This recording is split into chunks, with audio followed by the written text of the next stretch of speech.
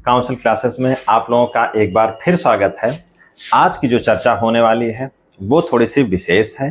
आज की चर्चा में केवल जो मामला है उसमें कुछ हक की बात होगी और कुछ ऐसा मामला होगा कि जो कुछ नहीं होना चाहिए था वो हो रहा है, जो होना चाहिए था वो नहीं हो रहा है। और जो भी चर्चा है उसके दो कारण हैं। सबसे पहला कारण है, हाल फिलहाल में आप सभी ने देखा होगा कि मोदी सरकार के द्वारा केंद्र स्तर से कुछ कुशल अकुशल मजदूरों के लिए न्यूनतम मजदूरी या न्यूनतम मानदेय की बात की गई थी। उसी संदर्भ में पूरे देश में एक चर्चा हुई कि जो भी संविदा कर्मचारी हैं, चाहे वो जिस विभाग में हैं, उनको कम से कम न्यूनतम मानदेय दिया जाए, या ऐसे कर्मचारी, ऐसे संविदा कर्मचारी जो 18,000 से कम वेतन पा रहे हैं, उससे कम मानदेय पा रहे हैं, उनके दिमाग में एक ऐसी बात आई, उनके समझ में कुछ ऐसा आ रहा है कि अब शायद जो भी 18,000 से कम जिनका है वो 18,000 रुपए से अधिक मानदेय पा सकेंगे। इस चर्चा में, इस उहापोह में वो कर्मचारी, वो संविदा कर्मचारी जूझ रहे हैं, उनकी मानसिक अवस्था इसमें लगी हुई है। एक तो ये कारण है।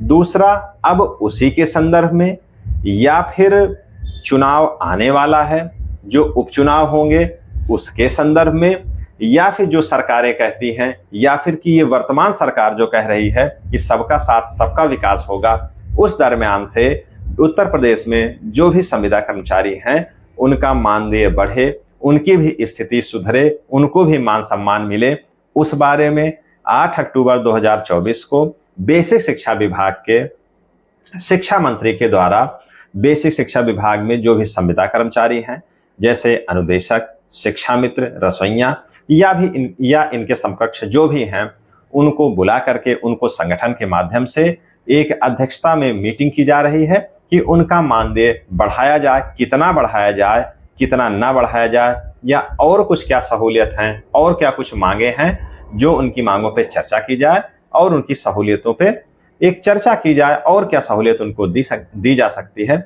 उस बारे में चर्चा की जाएगी। तो ये दो संदर्भ हैं। इसलिए संविदा कर्मचारियों का जो मानना है या उनकी बातें हैं या उनकी चर्चा एक बार फिर सामने आई है। तो आज की क्लास केवल इन्हीं दो मामलों पर है। आज हम लोग चर्चा करने जा रहे हैं। उत्तर प्रदेश में बेसिक शिक्षा विभाग में 2 पद ऐसे हैं जो संविदा पर हैं। हालांकि जो उनका काम है, जो उनकी शैली है, जो उनका पढ़ाने का जो कार्यक्रम है, जो रूपरेखा है, वो समान जो भी परमानेंट शिक्षक हैं, जो अस्थायी शिक्षक हैं, उनके जैसा ही है।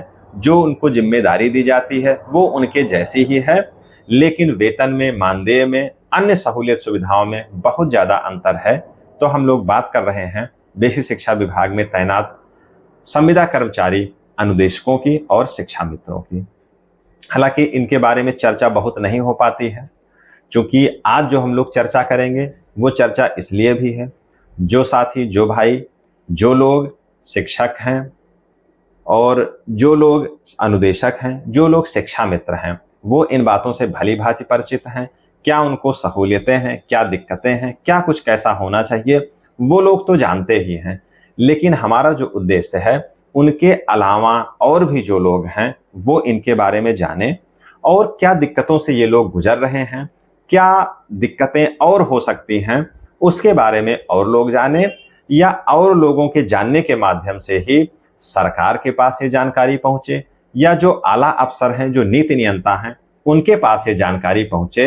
हालांकि जानकारी सबको है, जो नीतियां बना रहे हैं वो इस बात से वाकिफ हैं कि स्थितियां क्या है, लेकिन धरातल पे स्थितियां और जो लोग, जो इनसे अन्य लोग हैं, मतलब जो इन कर्मचारियों से जुदा लोग हैं, उनके माध्यम से जब जानकारी पहुंचती है तब ये लगता है कि हाँ, वास्तव में कहीं कुछ दिक्कत है और अब सोचने का समय आ गया है।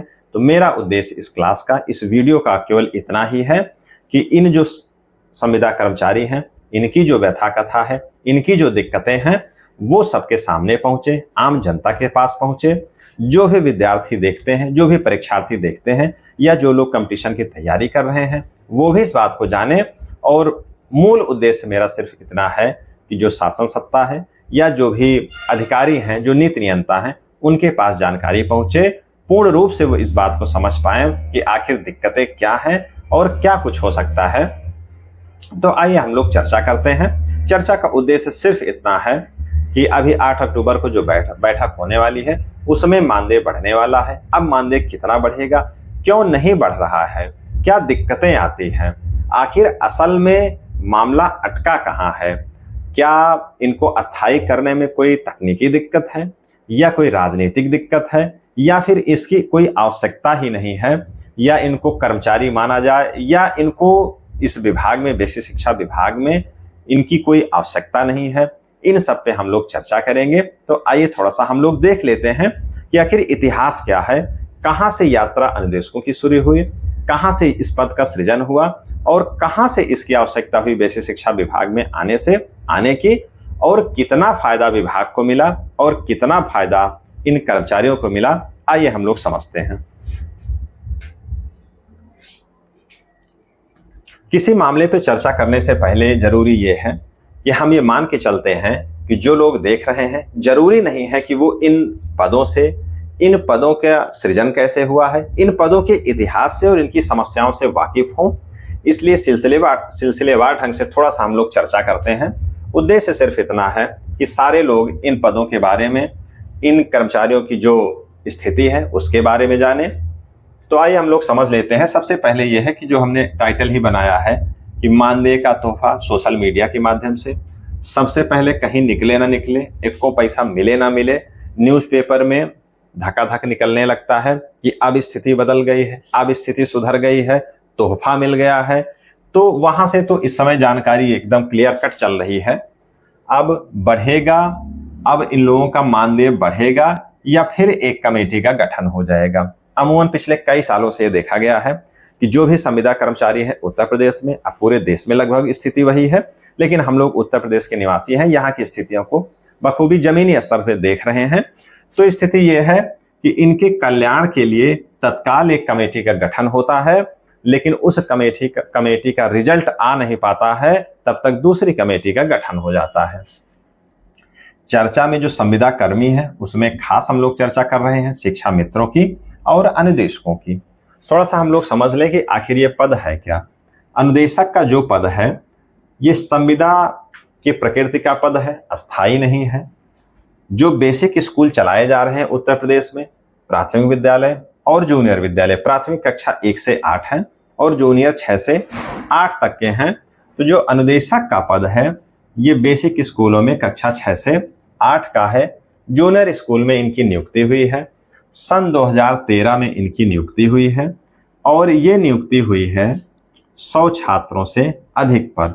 मतलब ऐसे विद्यालय जहां पर, ऐसे जूनियर विद्यालय जहां पर इनकी संख्या, जहां छात्रों की संख्या 100 से अधिक है, वहीं पर 3 अनुदेशकों की तैनाती होगी। और वो जो अनुदेशक का पद होगा वो अलग अलग विषयों के होंगे, जैसे कला के होंगे, होम साइंस के होंगे, फिजिकल एजुकेशन के होंगे, एग्रीकल्चर के होंगे। ऐसे 3 कैटेगरी बनाई गई है। 3 अनुदेशक वहां पर होंगे। 100 छात्र जहां नहीं होंगे वहां अनुदेशक नहीं होंगे। अब इसके बारे में काफी बड़ी डिबेट है कि छात्रों का हित क्या है, अहित क्या है, ये सारी बातें हैं। और जो नियुक्ति हुई थी, जिस समय नियुक्ति हो रही थी, लगभग 42,000 के आसपास पद थे। इस समय अगर देखा जाए तो घट करके ये इनकी संख्या 25,000 हो गई है। योग्यता की अगर हम लोग बात करें तो इसमें जो शारीरिक शिक्षक का पद है उनकी योग्यता बीपीएड है। अन्य जो विषय हैं उनकी योग्यता बीए है, स्नातक है, बीएससी एग्रीकल्चर है। ये कहने का मतलब है कि वो अपने विषय के विशेषज्ञ हैं, इस हिसाब से इनकी नियुक्ति हुई है। और इस समय जो मानदेय मिल रहा है वो इनको कितना मिल रहा है, 9,000 रुपये मिल रहा है। और इनका काम क्या है विद्यालयों में, तो वो सब कुछ है। कहने के लिए तो ये पार्ट टाइम इंस्ट्रक्टर हैं, लेकिन इनका जो काम है वो सब कुछ है। मतलब सारा काम ये करते हैं, उसमें कुछ बांटा नहीं गया है। ऑन पेपर भले ही कुछ बटा हो, लेकिन जो विद्यालयों में जो स्थिति है वो सारा विषय लोग पढ़ाते हैं और सारा काम विद्यालयों का ये करते हैं। अब इसकी एक कहानी है, थोड़ा सा आप जान लें। मेरे हिसाब से शिक्षा मित्र और अनुदेशक ये दो ऐसा पद है जिसमें मानदेय जहां से शुरू हुआ है तो वो सांप सीढ़ी का खेल जैसे होता है वैसे ही हुआ है। मुझे लगता है पूरे भारत नहीं पूरे विश्व में ये पहली ऐसी भर्ती है। ये ऐसे दोनों पद हैं कि जिनका मानदेय बढ़ता है फिर घट जाता है, फिर बढ़ता है, फिर घट जाता है।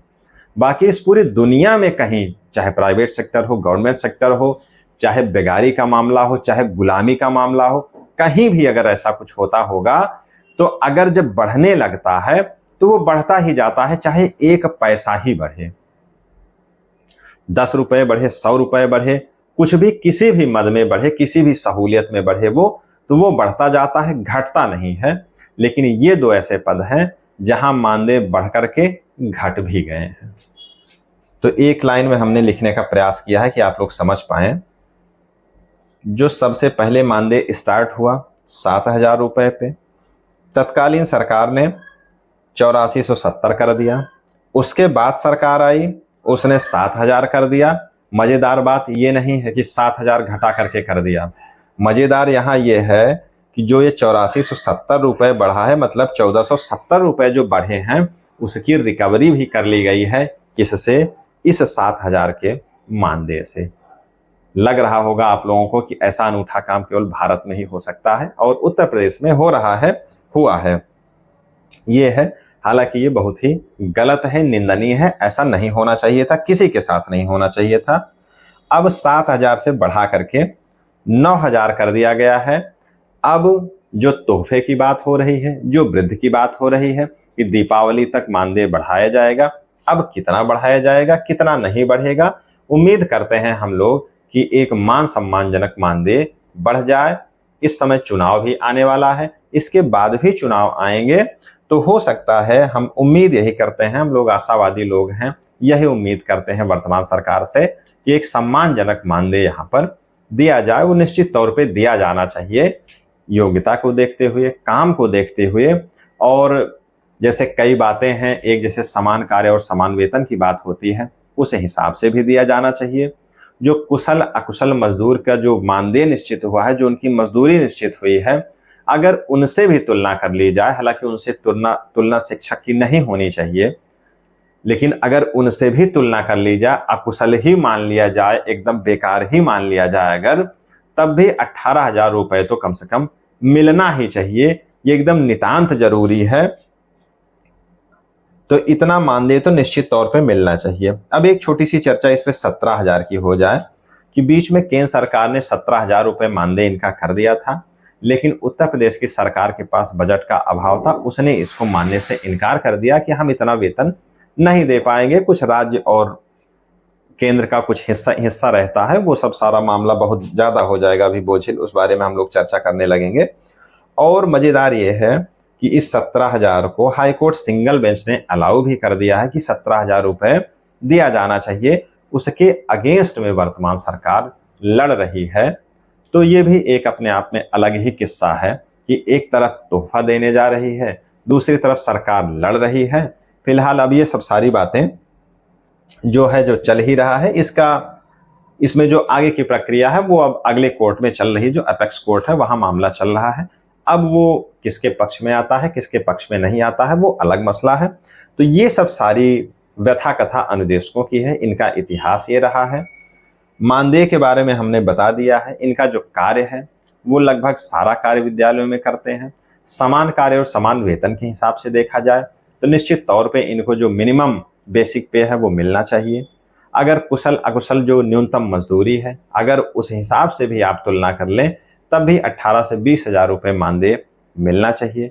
हाई कोर्ट ने कहा 17,000 दीजिए, अगर उसको भी मान ले सरकार तो कम से कम 17,000 रुपये मिलना चाहिए। और उसके अतिरिक्त जो बार बार तोहफा देने की बात हो रही है, इस सबका साथ सबका विकास हो, उसकी बात हो रही है। विद्यालयों में जो अन्य कर्मचारी काम कर रहे हैं उनसे कम से कम कुछ तालमेल बन जाए, तब भी एक सम्मानजनक मानदेय जरूर देना चाहिए। और हम लोग उम्मीद करते हैं कि 8 अक्टूबर को जो बैठक होगी उसमें जो है सरकार के द्वारा ये अच्छा निर्णय लिया जाएगा। अब आ जाते हैं इसी बेसिक शिक्षा विभाग के एक दूसरे पहलू शिक्षा मित्र के बारे में हम लोग चर्चा कर लें। इनका भी इतिहास वैसा ही है। इनका भी संघर्ष वैसा ही है, इनके बारे में सभी लोग जान रहे हैं। तो अगर हम लोग इनके पद के सृजन की बात करें, सन 2000 में इस पद का सृजन हुआ था। पद ये भी संविदा प्रकृति का है, कॉन्ट्रैक्ट बेस पर है। कक्षा 1 से 5 तक के कक्षाओं का संचालन करते हैं शिक्षा मित्र, उसमें पढ़ाते हैं, संचालन करते हैं, विद्यालय व्यवस्था देखते हैं। इनकी संख्या लगभग 1,75,000 के आसपास है। प्राइमरी स्कूल में इनकी नियुक्ति होती है। योग्यता की अगर हम लोग बात करें, पहले योग्यता इनकी कम थी, लेकिन अगर वर्तमान में हम लोग योग्यता की बात करें, जिस समय हम लोग चर्चा कर रहे हैं, स्नातक और बीटीसी, दूरस्थ बीटीसी के माध्यम से बीटीसी इन्होंने किया है। अब वो चाहे जैसे किया हो, उसकी मान्यता जब समकक्षता में है तो वो जो है बीटीसी के समकक्ष ही है और बीटीसी ही है ये। तो एक प्रकार से देखा जाए, जो मिनिमम क्वालिफिकेशन है प्राइमरी स्कूल में पढ़ाने की, वो स्नातक और बीटीसी है, उसको ये क्वालिफाई करते हैं, वो अर्हता ये धारित करते हैं। मानदेय की अगर हम लोग बात करें तो वर्तमान में इनको 10,000 रुपये मानदेय मिल रहा है। कार्य की हम लोग अगर बात करें तो सब कुछ, एक ही शब्द है, सब कुछ, सब कुछ काम करते हैं, कुछ बटा नहीं है। सारा काम जो अन्य अध्यापक करते हैं, जो अस्थायी अध्यापक करते हैं, वो सारा काम शिक्षा मित्र भी करते हैं। इनकी भी एक कहानी आप देख लें, इस एक लाइन से आप यहाँ भी समझ लें। 1,500 रुपये पे नियुक्ति हुई, 1,500 रुपये पे, 2,500 रुपये वेतन बढ़ा। उसके बाद इनको नियमित कर दिया गया। तत्कालीन सरकार ने इनको नियमित कर दिया था। मेरे समझ से 2017 के आसपास की बात है, 16 की बात है। नियमित होकर के ये अस्थायी अध्यापक, जो सहायक अध्यापक का पद है, उस पर नियमित हुए और लगभग 35,000 रुपये इनको वेतन मिलने लगा। लेकिन उसके बाद सुप्रीम कोर्ट की कुछ ऐसी गाइडलाइन आई जिससे इनको अपने पद से हटना पड़ा और इस समय ये वर्तमान में 10,000 रुपये का मानदेय प्राप्त कर रहे हैं। और सरकार, या हम कहें सरकारें, ये कहती है कि हमने इनको 1,500 से 10,000 रुपये पे कर दिया है। बीच की जो कहानी है उस पर कोई चर्चा करने को तैयार नहीं है कि जो बीच की कहानी है, जो बीच का संघर्ष है, बीच का जो अवसाद है, जो दुख है, उसको कौन सुनेगा? उसको कोई सुनने वाला नहीं है। अब वर्तमान में स्थिति क्या है? जिस समय नियमित इनको किया गया, हटाया गया, उसके बाद की सरकार ने इनके बारे में उस तरीके से सुध नहीं ली जिस प्रकार से लिया जाना चाहिए था। तो ये कहानी शिक्षा मित्रों की है। इसके पहले हम लोगों ने चर्चा की अन्वेषकों के बारे में, करीब करीब वैसी ही कहानी बनती है। अगर हम लोग योग्यता की बात करें, जो मिनिमम क्वालिफिकेशन होनी चाहिए संबंधित पद की, वो अनुदेशक भी धारित करते हैं, संबंधित पद की शिक्षा मित्र धारित करते हैं। लेकिन जो मानदेय है, जो वेतन जो मिल रहा है इनको, वो बहुत ही अल्प है। जिस विभाग में ये लोग काम करते हैं, जिस कैंपस में ये लोग काम करते हैं, वहाँ किसी को 1 लाख रुपए वेतन मिल रहा है और किसी को 9,000 और किसी को 10,000 मिल रहा है। ये बिल्कुल अमानवीय है, बिल्कुल ये सुनने, समझने और कुछ करने की स्थिति में नहीं है कि इसके बारे में चर्चा न की जाए। ऐसा हो ही नहीं सकता। तो इन्हीं सब बातों को लेकर के मुझे लगा कि इस पे एक विशद चर्चा की जाए और इनकी जो स्थिति है मेरे स्तर से उसको उजागर करने का प्रयास किया जाए। इनके हित में क्या हो सकता है, इस बात को लोग जाने। जो लोग नहीं जानते हैं उनके तक भी ये जानकारी पहुँचे और उनके तक से होते हुए सोशल मीडिया के माध्यम से और जो न्यूज़पेपर एजेंसीज हैं उनके माध्यम से, या और भी जो प्रतिनिधि हैं सरकार के, उनके माध्यम से सरकार और उनके अधिकारी और उनके नीति नियंताओं तक ये बात जाए कि ऐसे भी 2 पद हैं जिनको मरहम की आवश्यकता है, जिनको सम्मान की आवश्यकता है और जिनकी स्थिति काफ़ी लचर और नाजुक है, उसको एक संवारने की आवश्यकता है। इसलिए मेरा ये उद्देश्य है कि इनके बारे में एक समग्र जानकारी सबके पास हो जाए। अब क्या होगा, क्या नहीं होगा, क्या सरकारें करेंगी, उसके बारे में मेरे पास ना तो जानकारी है, ना वो करने कराने का मेरे पास अधिकार ही है। लेकिन जो मुझे लगता है कि कम से कम क्या हो जिससे नीयत झलके सरकार की, यहाँ लगे कि सरकार इनके लिए प्रयासरत है, कम से कम इतना तो होना ही चाहिए। अगर इतना नहीं होता है तो ये स्पष्ट है सरकारों की या सरकार की नीयत उतनी ठीक नहीं है जितना कि होना चाहिए। अब हम लोग बात कर रहे हैं कि क्या हो सकता है सामान्य तौर पे। अब जैसे कहीं भी कोई कर्मचारी है तो उसका जैसे जो अस्थायी कर्मचारी हैं उनका साल भर में एक बार इंक्रीमेंट बढ़ता है। इंक्रीमेंट का मतलब कि जो आपका बेसिक वेतन है, जो मूल वेतन है, मान लीजिए आप यहाँ 10,000 पे काम कर रहे हैं तो उसका एक इंक्रीमेंट 3% जैसे बढ़ रहा है, तो वहाँ 3% सालाना बढ़ता है। आपका भी बढ़ाया जा सकता है। यहाँ 9,000 पे काम कर रहे हैं तो 3% बढ़ा देना इतना कोई कठिन काम नहीं है, इसको बढ़ाया जा सकता है। और इतना भी नहीं बढ़ जाएगा कि बजट एकदम गड़बड़ हो जाएगा, इससे इतना किया जा सकता है। इतना मान लीजिए आप नहीं करते हैं, छोड़ दीजिए। जैसे अन्य कर्मचारियों के लिए महंगाई है, उनके लिए समस्या है, तो वैसे संविदा कर्मचारियों के लिए भी समस्या है, उनके लिए भी महंगाई है। तो जो महंगाई भत्ता साल भर में बढ़ाया जाता है 2 बार, तो कम से कम उसको ही इसी मानदेय पे लागू करके बढ़ा दिया जाए। इसको भी जाने दीजिए, 2 बार ना बढ़ाया जाए तो कम से कम एक ही बार बढ़ा दिया जाए।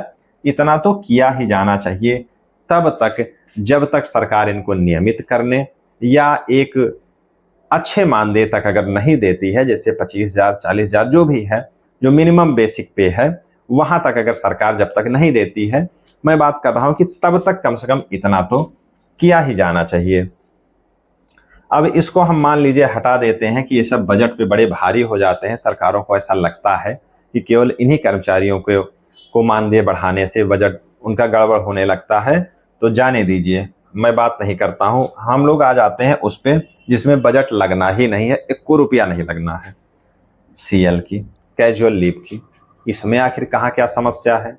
जैसे अन्य कर्मचारियों को 14 सीएल मिलती है, उसी हिसाब से अनुदेशकों को 10 और शिक्षा मित्रों को शायद 11 सीएल मिलती है। इसमें कौन सा पैसा लगना है कि इनको 10 मिल रहा है, इनको 11, अन्य जो कर्मचारी हैं उनको 14। साथ में उसी प्रांगण में उसी परिस्थितियों में ये भी काम कर रहे हैं, तो 14 इनको क्यों नहीं दिया जा सकता है? इसमें तो कोई बजट नहीं लग रहा है, इसको निश्चित तौर पे दिया जाना चाहिए। क्या लगता है कि 14 सीएल पाने से वो नियमित होने की मांग कर लेंगे? अरे मांग तो नियमित होने की पहले से ही कर रहे हैं। 14 सीएल दे देने से ऐसा वो कहां से उनका संबल बन जाएगा और कहां आप मान ही ले रहे हैं। तो 14 सीएल कर देने से जहां कोई पैसा नहीं लग रहा है, तो निश्चित तौर पे 2-4 कैजुअल लीव बढ़ाई जा सकती है ताकि उनको भी कुछ सुविधाएं मिले, उनको भी लगे कि कहीं कुछ समकक्षता, कुछ मामला बन रहा है। मेडिकल लीव की सुविधा है। अन्य कर्मचारियों को मेडिकली दिक्कत होती है, क्या संविदा कर्मचारियों को मेडिकल की दिक्कत नहीं होती है? वो अस्वस्थ नहीं होते हैं? उनको भी चाहिए। इसमें तो कोई पैसा नहीं लगना है, ये सब तो फ्री की चीजें हैं, कोई बजट नहीं लगना है। जो सरकारें रोना रोती हैं कि केंद्र से बजट नहीं मिल रहा, हमारे पास बजट नहीं मिल रहा है, तो लीव में कौन सा बजट मिलना है? जो मेडिकल लीव हैं, जो सीएल हैं, जो भी संविदा कर्मचारी हैं, उनको तो ये आसानी से दिया जा सकता है। अगर ये दिया जाता है, जो लीव है, जो इसके बारे में मैं चर्चा कर रहा हूं, तो इससे ये स्पष्ट होता है कि सरकार या सरकारें उन कर्मचारियों की सुध ले रही है, उन संविदा कर्मचारियों के बारे में सोच रही है। तो इससे लगता है कि शायद सरकार की नीयत ठीक है, उनके पक्ष में काम करने के लिए वो तैयार है। उसके बाद मेरा जो मानना है कि जो टेट की परीक्षा होती है बेसिक और जूनियर में, टेट की परीक्षा पास होने पर ही आप अब सहायक अध्यापक बन सकते हैं। तो जो लोग टेट की परीक्षा देना चाहते हैं, चाहे शिक्षा मित्र हों, चाहे अनुदेशक हों, और जिनको ये तर्क लगता है कि टेट की परीक्षा की अर्हता अनुदेशकों के पास नहीं है, मैं ये कहता हूं कि जिनके पास अर्हता ही नहीं है, जो पढ़े ही नहीं हैं, उसके बाद भी अगर परीक्षा देने को वो तैयार हैं, तो क्या दिक्कत है? जिसकी अर्हता नहीं है, जो इसकी जानकारी, अर्हता का आशय है कि उनको उसकी जानकारी ही नहीं है, तो बिना जानकारी के अगर वो मुठभेड़ करने को तैयार हैं, तो आपको क्या समस्या है? टेट की परीक्षा या टेट जैसी परीक्षा करा करके इन संविदा कर्मचारियों को अस्थायी करने का बिल्कुल जुगाड़ करना चाहिए।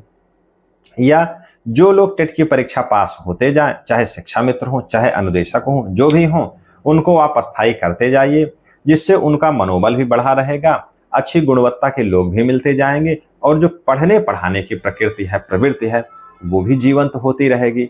लोगों को लगेगा कि अगर मैं इस बारे में प्रयास करता हूं तो मुझे एक अच्छा अवसर, इसी विभाग में रहते हुए मेरा भविष्य सुधर और संवर सकता है। तो ये तो मेरे तरफ से कुछ बातें थी जो मुझे लगता है कि इतना तो कम से कम होना ही चाहिए। तो फिलहाल ये मेरा प्रयास है, मेरी जो इच्छा है कि वो ये सब होना चाहिए। अब ये काम करना जो नीति नियंता है, जो भी ब्यूरोक्रेट्स हैं, जो उच्च अधिकारी हैं विभाग के, उनको सोचना समझना है। 8 अक्टूबर को शिक्षा मंत्री की अध्यक्षता में मीटिंग होनी है, जिसके बारे में अभी मैं पढ़ रहा था कि जो संगठन के लोग हैं, जो प्रतिनिधि हैं शिक्षा मित्र के, अन्य देशों के या अन्य संविदा कर्मचारियों के, उनके प्रतिनिधियों को वहां पर बुलाया गया है और विभाग के जो आला अधिकारी हैं वो भी वहां पर मौजूद रहेंगे। तो मानदेय के साथ अन्य सहूलियत पर भी बिल्कुल चर्चा होगी और होनी चाहिए। ये बिल्कुल मानवीय है। एक प्रकार से कहें कि जो स्थिति संविदा कर्मचारियों की उत्तर प्रदेश में है वो काफ़ी दयनीय है, काफ़ी अपमानजनक है।